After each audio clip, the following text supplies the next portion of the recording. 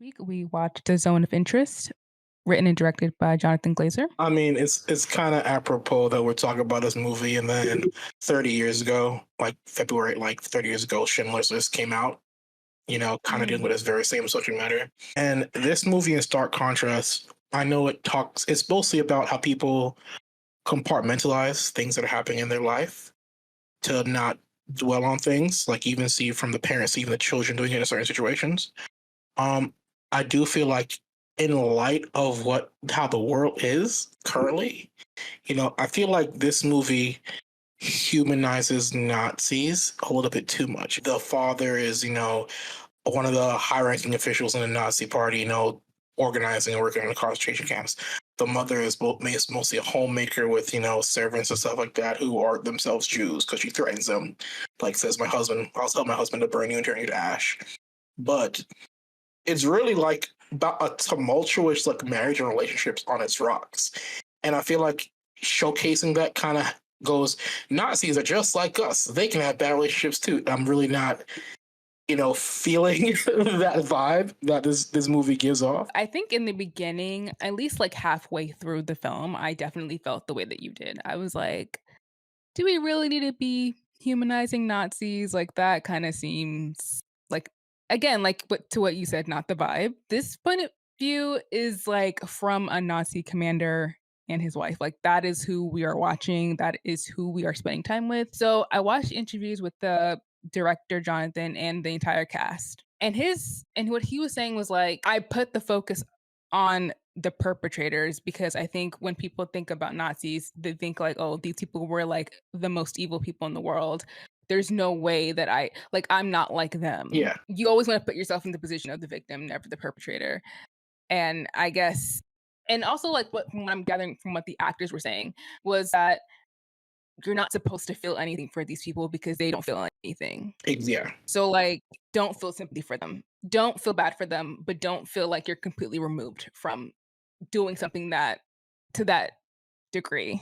Or even if it's not to that degree, just doing something or being capable of doing something evil. I think there's one scene that stands out to me the most is where one of his youngest son, he's in his room playing with his toys, and then hears screams, and then like in German, they talk about, oh, they're stealing apples and stuff like that, and he goes to the window.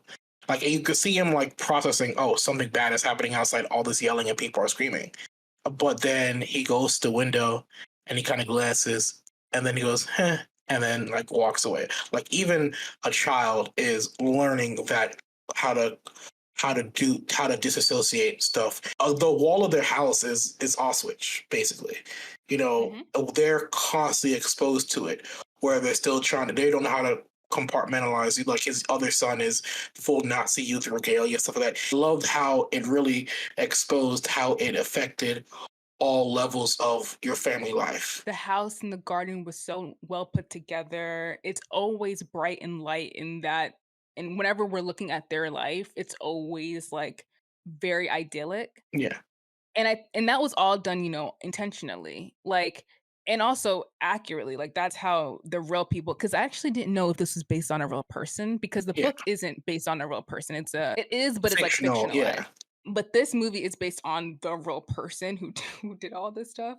And they took all the photographic evidence and stuff and recreated the house basically and I think they shot like in the same neighborhood where Auschwitz is. They literally didn't, not that they didn't know, because of course they knew what was going on, but they purposely tried to block all of it out.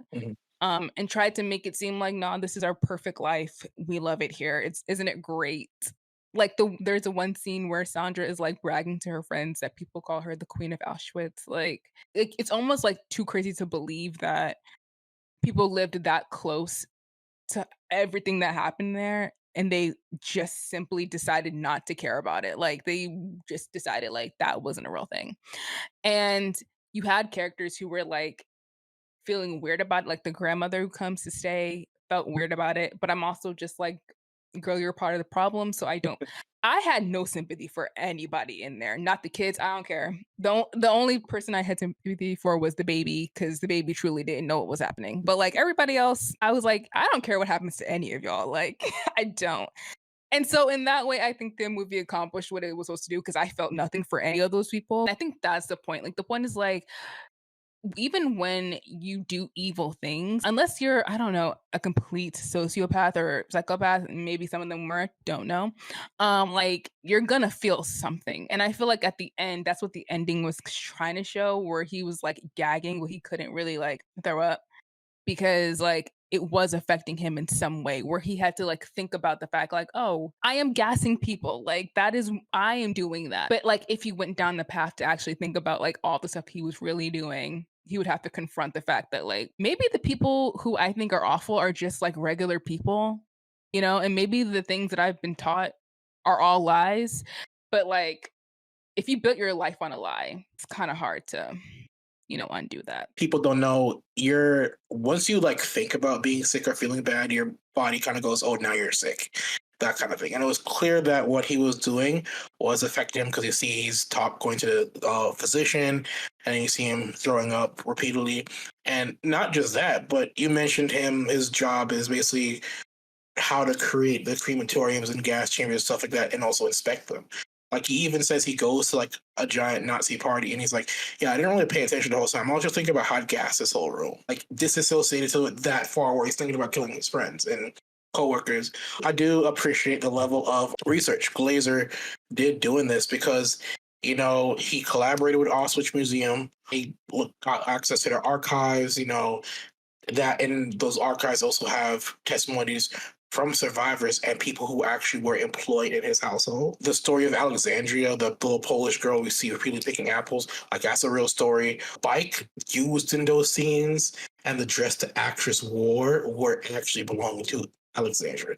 Like that Wow. level of detail and intentionality is amazing. They weren't even really shooting it in the way that, you normally shoot a movie. It was more like they just set up cameras around the house or like hid them in bushes and stuff. And then Jonathan and his team were like in another place watching the footage on screens, but like basically the actors were just in the environments, just doing the scenes, just like going through the scenes and kind of almost self-directing because he didn't want it to be, I think what he was saying is that he really didn't want to have like it be glossy. He did not want to glamorize this Nazi experience. He really wanted it to just be like stark, basic, like you're just getting these people living their lives and then you make your determinations about how you feel about that. Yeah.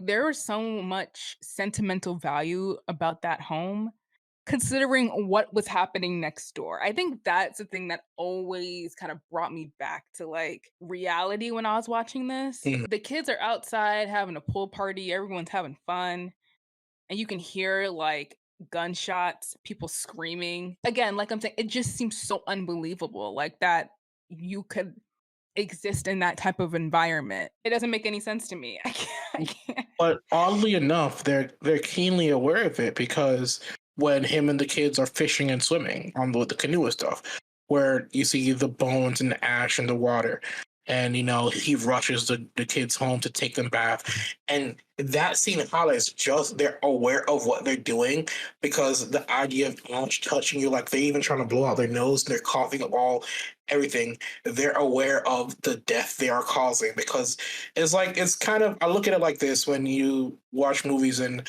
a character like kills somebody and stuff like that. The moral side kicks in when they are trying to wash the blood off their hands.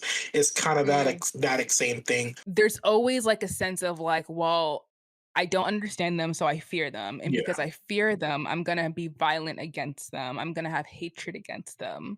I don't care what happens to them until it starts affecting my life. Once you decide that a group is beneath you, like you can literally in your mind do anything to them and not care about their humanity. yeah, And then that's how you get to Holocaust. Like that's how you get to places where true evilness is happening. And I really liked that you had that contrast of like those infrared scenes where she was like planting the apples and just trying to show little acts of kindness. The fact that she did that and it was all in like darkness and like all of the evilness is in the light was I liked that contrast.